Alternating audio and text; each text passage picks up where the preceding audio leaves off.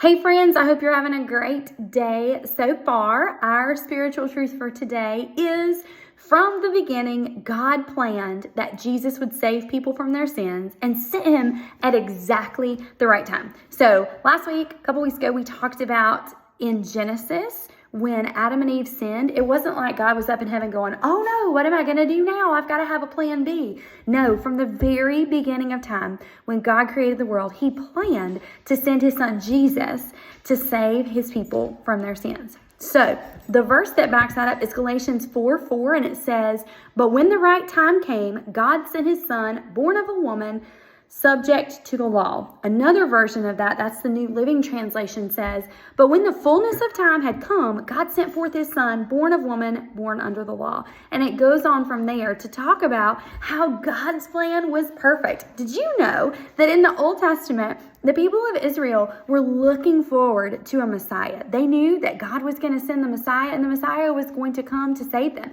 But they were looking for a grand king seated on a throne. They weren't looking for a baby who was born in Bethlehem and placed in a manger and wrapped in strips of old cloth like a Hanes t-shirt. But that's exactly how Jesus came. So from the beginning, God had a plan. His plan A was always Jesus. And he planned that Jesus would save people from their sins and sent Jesus at exactly the right time.